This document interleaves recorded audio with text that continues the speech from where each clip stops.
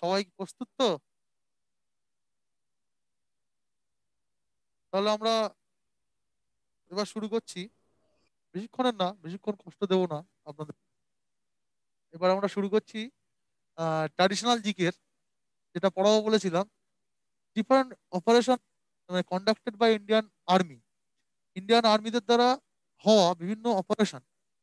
ঠিক আছে, তারা বিভিন্ন রকম যে অপারেশন আমরা শুনেছি, পরীক্ষাতে আসে দেখেছি। তো সেরকম 5টা অপারেশন নিয়ে আজকে আলোচনা করবো।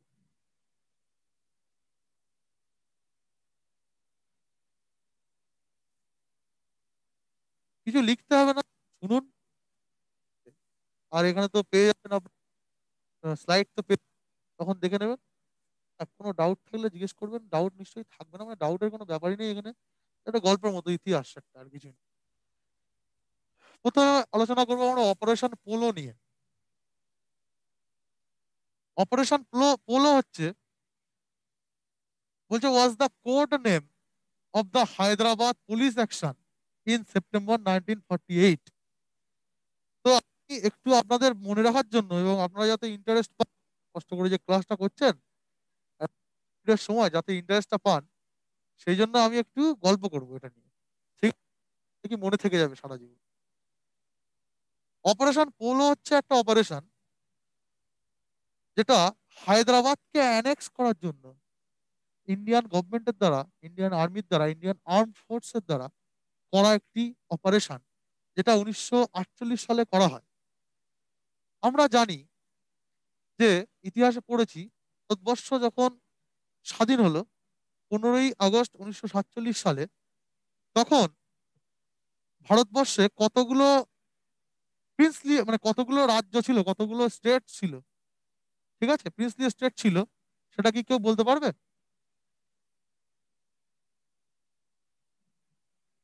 হ্যাঁ বলুন।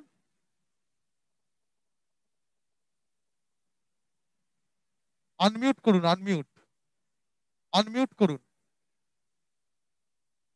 শিলিগুড়ি। আচ্ছা, শিলিগুড়ি আনমিউট করুন, আপনারটা মিউট করা আছে।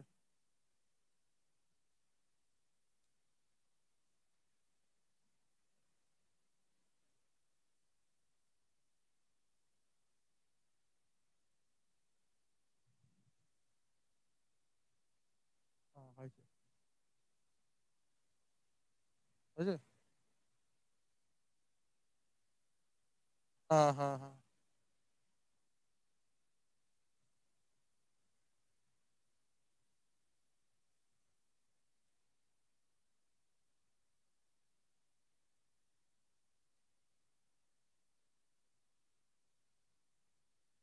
ঠিক আছে, ঠিক আছে, থাক। যাই হোক, প্রথম যখন ইন্ডিয়া স্বাধীন হচ্ছে 1947 সালে 15ই আগস্ট, তখন ইন্ডিয়ায় প্রায় 552টার উপরে, ঠিক আছে, স্টেট ছিল, প্রিন্সলি স্টেট ছিল, ছোট ছোট ছোট ছোট ছোট ছোট রাজার শাসিত রাজ্য ছিল। সেখানে তারা রাজারা শাসন করত। তো ব্রিটিশরা যখন চলে যায়, তখন তারা বলে যায় যে এই যে 552টা স্টেট আছে, তোমরা যে প্রিন্সলি স্টেট গুলো আছে, আপনারা চাইলে পাকিস্তান জয়েন করতে পারেন, আইদার অর ইন্ডিয়া জয়েন করতে পারেন। ঠিক আছে, হয় পাকিস্তানও জয়েন করতে পারেন অথবা ইন্ডিয়াও জয়েন করতে পারেন। আর তৃতীয় একটা অপশন দেয়, নইলে আপনারা স্বাধীন থাকতে পারেন, স্বাধীন রাষ্ট্র হিসেবে থাকতে পারেন, নিজেদের স্বাধীন রাষ্ট্র তৈরি করতে পারেন। ঠিক আছে, তো এরকম 552টার উপরে স্টেট ছিল। তো তার মধ্যে কেউ পাকিস্তান জয়েন করে আফটার 1947, 15 আগস্ট, কেউ ইন্ডিয়া জয়েন করে। শুধুমাত্র তিনটে এরকম রাজ্য ছিল যারা পাকিস্তানও জয়েন করেনি, ইন্ডিয়াও জয়েন করেনি। তারা চাইছিল কি, আমরা স্বাধীন রাষ্ট্র হিসেবে থাকবো। সেরকম তিনটে রাজ্য হচ্ছে, জম্মু অ্যান্ড কাশ্মীর, দুই হায়দ্রাবাদ, আর তিন হচ্ছে জুনাগড়। তো হায়দ্রাবাদে কি ছিল, আমরা যেহেতু এটা অপারেশন পোলো পড়ছি, আমরা শুধু এখন হায়দ্রাবাদটা নিয়ে আলোচনা করব। হায়দ্রাবাদে কি ছিল, হায়দ্রাবাদে তখন শাসন করছিল নিজাম, হায়দ্রাবাদের নিজাম আসফ ঝা সেভেন। আমরা আসফ ঝা পড়েছি ইতিহাসে, প্রথম নিজাম যে হচ্ছে ওই হায়দ্রাবাদের নিজাম শাহী বংশের প্রতিষ্ঠা করেন। তো আসফ ঝা সেভেন, সে তখন হায়দ্রাবাদের নিজাম ছিলেন। কিন্তু হায়দ্রাবাদের তাহলে শাসকরা ছিল মুসলিম। এবং হায়দ্রাবাদের তখন মোর দ্যান 85% পিপল, মানে মোর দ্যান 85% মানুষ ছিল হিন্দু। ঠিক আছে, তারা চাইছিল যে ইন্ডিয়া, যেহেতু দেশভাগটা মূলত ওই হিন্দু মুসলিম এসব নিয়েই হয়েছিল, ঠিক আছে, তো যে তারা, হায়দ্রাবাদের যারা সাধারণ নাগরিক, তারা চাইছিল কি, যে আমরা হিন্দুস্তান জয়েন করব বা আমরা ইন্ডিয়াতে জয়েন করব। কিন্তু হায়দ্রাবাদের যে নিজাম, হায়দ্রাবাদ তখন ছিল ওয়ান অফ দ্য, মানে বিশাল একটা রিচেস্ট একটা প্রভিন্স ছিল, প্রিন্সলি স্টেট ছিল। ঠিক আছে, সেই জন্য তারা বলছিল যে আমাদের এত টাকা পয়সা আছে, আমরা কেন ইন্ডিয়া জয়েন করবো, কেন পাকিস্তান জয়েন করবো। নিজাম বলছে যে আমি প্রধানমন্ত্রীর মতো আছি, আমার আবার অন্য একটা প্রধানমন্ত্রীর আন্ডারে তো যাওয়ার কোনো দরকার নেই, প্রধানমন্ত্রীর থেকে বেশি সুযোগ সুবিধা পাচ্ছি। ঠিক আছে, ওই নিজামের অনেক ব্যাপার আছে, সেটা তোমরা পারলে পরে পড়বে, খুব খুব ইন্টারেস্টিং। ঠিক আছে, এবার ওই নিজাম কি করলো, নিজাম বলছে যে আমরা স্বাধীন থাকবো। আর তখন পাকিস্তান তো পেয়ে গেছে সুযোগ। পাকিস্তান বলছে ঠিক আছে, আপনি স্বাধীন থাকুন, আপনাদের যা সাহায্য করতে হয় আমরা করব। বলে পাকিস্তান থেকে বিভিন্ন রকম 15 লাখ টাকা তখনকার দিনে নিজামকে, 15 লাখ ডলার তখনকার দিনে নিজামকে হচ্ছে এই ইন্ডিয়ার বিরুদ্ধে লড়াই করার জন্য গিফট করে।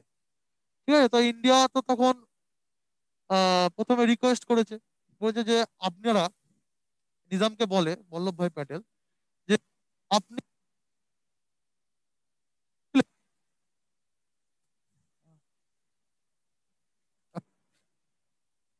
বল্লভ নিজামকে বলছে আপনি ভারতের স্টেট হিসেবে যেমন ছিলেন তেমন থাকুন, শুধু ফরেনটাকে দেখতে দিন। তো তাতে তিনি রাজি হলেন না।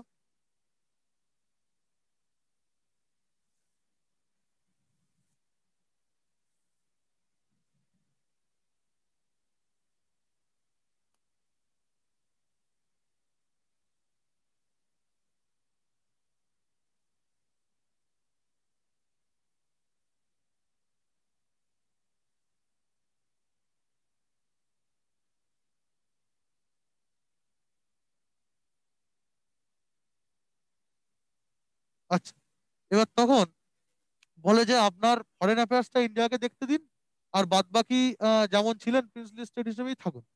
ঠিক আছে, তো তখন সে নিজাম রাজি হয়নি। রাজি না হলে কি হলো, এইবার তখন ভারত সরকার এই 1948 সালে সেনাবাহিনী পাঠিয়ে দিল। এবং তখন রাজাকার বলে একটা দল গঠন করেছিল নিজাম। সেই রাজাকাররা ভীষণভাবে সাম্প্রদায়িক দাঙ্গা সৃষ্টি করছিল ওই তার স্টেট জুড়ে, যাতে হিন্দুরা আস্তে আস্তে পালিয়ে যায়। যেহেতু 85% হিন্দু ছিল, সেই জন্য তারা ওই সাম্প্রদায়িক একটা দাঙ্গা দাঙ্গা সৃষ্টি করে যাতে অন্য স্টেটে চলে যায়, যাতে তারা আবার সংখ্যাগুরু হয়ে যায়, হঠাৎ করে তো হওয়া যাবে না। এবার সেই জন্য এরকম করছিল। তো তার জন্য আবার ইন্ডিয়ান গভর্নমেন্ট ওই আর্ম ফোর্স পাঠাতে বাধ্য হয়, যেটা 1948 সালে পাঠায়। হ্যাঁ, যেটার নাম হচ্ছে অপারেশন পোলো, যে অপারেশনটার নাম। এবং হায়দ্রাবাদকে মোটামুটি দখল করে নেয়, এবং নিজাম পালিয়ে যায় এখান থেকে, পাকিস্তান পালিয়ে যায়। ঠিক আছে, এটা হচ্ছে অপারেশন পোলো, 1948 সালে হয়। এই যে ঘটনাটা মোটামুটি পড়বে, আরো ইন্টারেস্ট পাবে। হায়দ্রাবাদকে পুলিশ অ্যাকশন দ্বারা অ্যানেক্স করার জন্য অপারেশন পোলো করা হয়েছিল 1948 সালে। নেক্সট হচ্ছে অপারেশন বিজয়। আমরা জানি গোয়া, গোয়া ছিল হচ্ছে পর্তুগিজদের অধীনে, ইতিহাসে পড়েছি গোয়া পর্তুগিজদের অধীনে ছিল।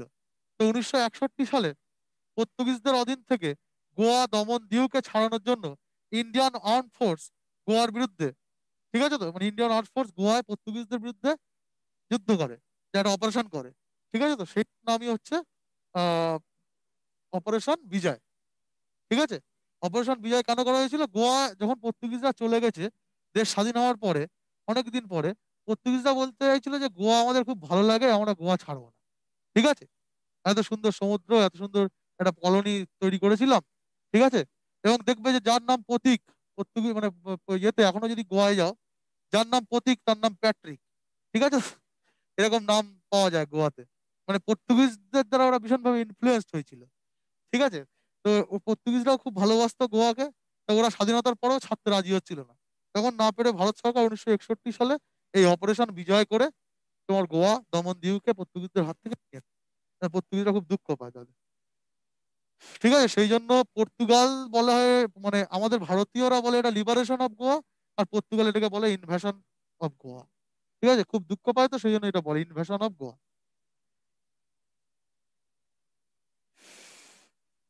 আর বিজয় কথার অর্থ হচ্ছে ভিক্টরি, জানো তোমরা সবাই। নেক্সট হচ্ছে অপারেশন ব্লু স্টার। এটাও খুব ইন্টারেস্টিং একটা অপারেশন।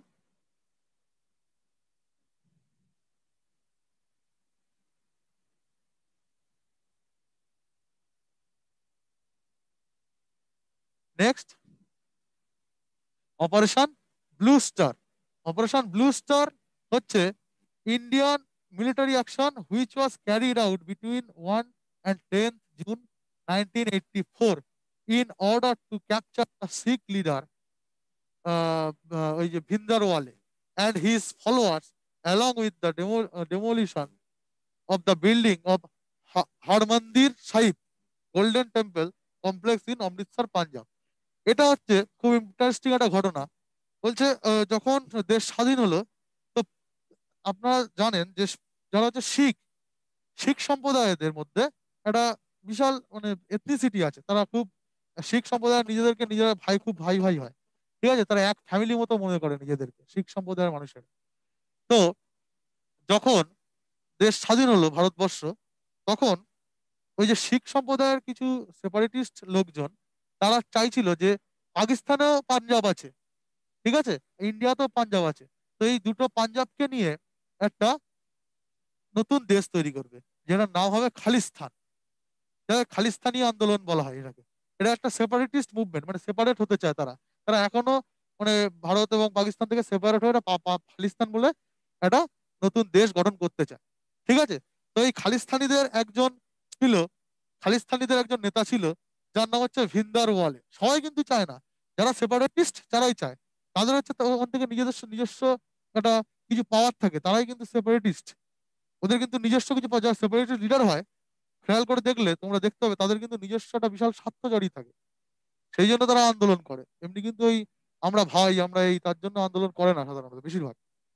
তো যাই হোক, তো তার মধ্যে একজন ছিল ওই যে বিন্দার ওয়ালে। ও কি করছিল, ও আইএসআই থেকে, পাকিস্তানের আইএসআই থেকে ওকে সাহায্য করতে থাকে।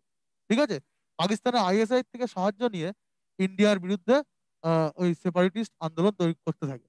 এবং ওই যে যারা ভালো শিখ যারা আছে, তাদের ভুলভাল বুঝিয়ে, ঠিক আছে, সাধারণ মানুষকে ভুল বুঝিয়ে তারা গোল্ডেন টেম্পলে উনি একটা জায়গা নিয়ে থাকতে শুরু করেন। গোল্ডেন টেম্পলে মানে যেটা হচ্ছে স্বর্ণ মন্দির পাঞ্জাবে, ওটা শিখদের খুব পবিত্র স্থান। এবং সেটাকে সে থাকার বদলে সেখানে কি করতে লাগলো, অস্ত্র গুদাম তৈরি করলো। হ্যাঁ, আর্মস অ্যামুনিশন নিয়ে সেখানে একটা গোলা বারুদের একটা কারখানা তৈরি। এবার তখন কি হলো, ইন্ডিয়ান গভর্নমেন্টে তখন ছিলেন ইন্দিরা গান্ধী, মিসেস ইন্দিরা গান্ধী ছিলেন। এবং তিনি অর্ডার লাস্টে শেষ পর্যন্ত না পেরে তিনি এই অপারেশনটা করতে বাধ্য হন, যে তাকে ধরা যাচ্ছে না, কি করা যায়। এবং সেই সেপারেটিস্ট মুভমেন্ট তখন তুঙ্গে, পাঞ্জাবে আগুন জ্বলছে। কাশ্মীরে যেমন এখন আছে, কাশ্মীরের থেকেও খারাপ অবস্থা ছিল একটা সময় পাঞ্জাবে। ঠিক আছে, এই খালিস্তানি আন্দোলন নিয়ে কাশ্মীরের থেকেও খারাপ অবস্থা ছিল। তো তখন এরকম অবস্থা, সেই জন্য ইন্ডিয়ান গভর্নমেন্ট কি করে, অপারেশন ব্লু স্টার করে এবং আর্মি পাঠায় ওই হচ্ছে ইয়েতে স্বর্ণ মন্দিরে। কি করে, স্বর্ণ মন্দিরে গিয়ে আর্মি পাঠালে প্রায় 10-12 জন স্বর্ণ মন্দিরের সিভিলিয়ান মারা যায়, সাধারণ মানুষ মারা যায়। এবং ওই যে ভিন্দারওয়ালে ফলে এবং তার যারা সাথে ছিল তাদেরকে সব খুন করে দেওয়া, মানে গুলি করে মারা হয়। ঠিক আছে, কিন্তু এটা হচ্ছে শিখদের সম্প্রদায়ের, শিখ সম্প্রদায়ের খুব সেন্টিমেন্টাল লাগে, কারণ তাদের একটা স্যাক্রেড প্লেস, তাদের এই মানে গুরুদ্বার হচ্ছে তাদের কাছে একটা স্যাক্রেড প্লেস, যেটা তাদের ভাবাবেগে আঘাত লাগে। সেই জন্য ওই যে শিখ যে ইয়ে ছিলেন, ইন্দিরা গান্ধীর যে বডিগার্ড ছিলেন, শিখ বডিগার্ড, তার হাতেই তার মানে তার মানে তিনি খুন হন। ঠিক আছে, এই যে অপারেশনটা করেছিলেন এটা কিন্তু তার খুন হওয়ার পিছনে একটা অন্যতম কারণ। ঠিক আছে, তো এটা হচ্ছে অপারেশন ব্লু স্টার, যেটা হচ্ছে 1984 সালে ইন্দিরা গান্ধী করেছিলেন। কোথায়, অমৃতসরে গোল্ড টেম্পলে। ঠিক আছে, নেক্সট হচ্ছে অপারেশন মেঘদূত। এটাও ইন্ডিয়ান আর্ম ফোর্সের করা একটা অপারেশন, যেটা হচ্ছে সিয়াচেন গ্লেসিয়ারে করা হয়েছিল। এই যে সিয়াচেন গ্লেসিয়ার, সেটা তখন পাকিস্তান বলছিল আমাদের, হ্যাঁ, কারাকোরাম পর্যন্ত আমাদের, পাকিস্তান বলছিল, পাকিস্তান বলছে, পাকিস্তানের দাবি হলো কারাকোরাম অব্দি হচ্ছে পুরো আমাদের।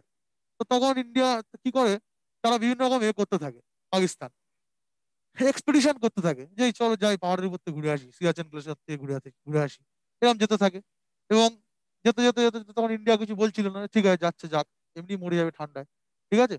তো তারপরে একদিনে কি করলো, জাপানের একটা টিম আসলো, ঠিক আছে, পাকিস্তানে।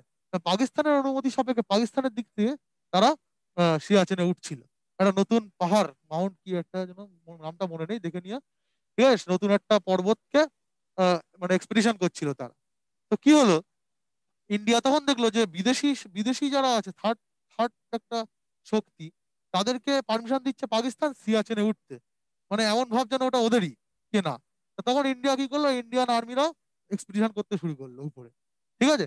তা করে দেখলো যে তো কি কোনো ব্যাপারই না, এদের তাড়িয়ে দেওয়া, গিয়ে এয়ারফোর্স টোর্স নিয়ে গিয়ে এই অপারেশনটা করে, অপারেশন মেঘদূত। মেঘদূত কথাটা ওই সেই আহ কালিদাস আছেন, কালিদাসের কাব্যগ্রন্থ মেঘদূত থেকে নেওয়া হয়েছে, মেঘনাদ বধ কাব্য, ওর থেকে এই কথাটা নেওয়া হয়েছে, মেঘদূত কথাটা। এবং সিয়াচেন গ্লেসিয়ারে পাকিস্তানের যারা সেনাবাহিনী ছিল এক্সপিডিশন করছিল, তাদেরকে হাঁটিয়ে যায় 1984 সালে 13ই April. This military operation lost in the highest battle field in the world. Highest battle field world হচ্ছে কি, Siachen glacier was the first offensive of its kinds. এবং এটা এই অপারেশনটাকে বলা হচ্ছে অপারেশন মেঘদূত, ঠিক আছে। যে messenger of the cloud, Meghdoot ইংরেজিতে বলে মেসেঞ্জার অফ দ্য ক্লাউড, মানে তারা যেন আকাশ থেকে এসে ওই পাকিস্তানের যে সেনাবাহিনী ছিল তাদেরকে যে মেসেঞ্জার হয়ে তাদেরকে হাঁটিয়ে দিল ওখান থেকে, ঠিক আছে। ওই জন্য এই অপারেশন নাম হচ্ছে মেঘদূত। নেক্সট অপারেশন বিজয় আমরা একটা দেখলাম, কি নিয়ে, গোয়া লিবারেশন নিয়ে, না গোয়া লিবারেশন নিয়ে আমরা দেখলাম অপারেশন বিজয়। আর একটা অপারেশন বিজয় আছে, সেটা হয়েছিল 1999, এটা এবছর খুব ইম্পর্টেন্ট, এটা নিয়ে বহু চর্চা চর্চা চর্চা হচ্ছে। তো কার্গিল যুদ্ধ হয়েছিল আমরা জানি 1999-এ। এবং এই সময়, ঠিক আছে, কার্গিল ডিস্ট্রিক্টে মানে পাকিস্তানি সৈন্যরা চেয়েছিল, পাকিস্তানি সেনাবাহিনী চেয়েছিল কি, পাকিস্তানি সেনাবাহিনী তারা হচ্ছে ইয়ে সেজে এসেছিল, কাশ্মীরি সেজে, মানে যেন কাশ্মীরি, সে কাশ্মীরেই থাকে। এবং তারা হচ্ছে ইয়ে কি বলে, মিলিট্যান্ট, কাশ্মীরি মিলিট্যান্ট সেজে তারা এসছে পাকিস্তানের সেনাবাহিনী। এসে ভেবেছে যে ভারতবর্ষে এসে আমরা ভারতীয় মানে কাশ্মীরি লোক সেজে আমরা হচ্ছে কি করব, এই কাশ্মীরের সাথে, কাশ্মীরের সাথে লাদাখের যে ইয়েটা আছে, যে মানে যে পাশের যে পাশ দিয়ে যাওয়া যায়, ঠিক আছে, সেই জায়গাটা আমরা করে দেবো, দিয়ে লাদাখটা ওদিকটা যেহেতু চীনের সাপোর্ট আছে, লাদাখটা দখল করে নেবো, ঠিক আছে। ওরা সিয়াচেন দখল করেছে, মানে এর এর হচ্ছে কাউন্টার অ্যাটাক এটা, ওরা সিয়াচেন দখল করেছে, এর প্লাস হচ্ছে 1971 সালে বাংলাদেশের ওই প্রতিশোধ নেয়, বাংলাদেশকে আলাদা করে পাকিস্তান থেকে এ করে দিল, তার প্রতিশোধ হিসেবে ওরা কি প্ল্যান করলো, যে আমরা মিলিটেন্ট সেজে এসে করবো কি, এই জায়গাটা ব্লক করে দেবো, দিলে লাদাখটা আমরা নিয়ে নেবো। এবং আমরা তখন এদিকে যতটা ছাড়তে বলবো, এদিকটা তো ওদের ইচ্ছা খুব নেই কাশ্মীরের, তো এদিকে যতটা ছাড়তে বলবো ভারত বাধ্য হবে ছাড়তে, ঠিক আছে। তো তারা মিলিটেন্ট সেজে আসে। এবং সবচেয়ে বড় কথা, তখন ওই যারা কাশ্মীরের বাসিন্দা আদি, তারাই দেখছে যে তো আমাদের দলের লোক না, ওরাই ভাগিয়ে দিয়েছে দুমদাম মেরে। এবং সঙ্গে ইন্ডিয়ান সেনাবাহিনী তো ছিলই, ইন্ডিয়ান সেনাবাহিনী গিয়ে ওই বিজয় করলো, করে তাদেরকে ওখান থেকে হাঁটিয়ে দিল যারা ঢুকেছিল, এবং অনেককে মারা যায়। এবং তার পরবর্তীকালে তাদের পরিচয় খুঁজে দেখা যায় যে তারা হচ্ছে কাশ্মীরি মিলিটার না, তারা হচ্ছে পাকিস্তান আর্মির লোকজন, ঠিক আছে। তো এই যে মিশনটা নেওয়া হয়েছিল 1999 সালে, এটা হচ্ছে মিশন বিজয়, মানে কার্গিলটাকে বিজয় করেছিল, ঠিক আছে। এটাই হচ্ছে মিশন বিজয়। তো আজকে মোটামুটি এইটুকুই থাক, ঠিক আছে। এর পর দিন আমাদের আবার ইন্ডিয়ান ইকোনমি আর সায়েন্স নিয়ে ক্লাস হবে। Thank you.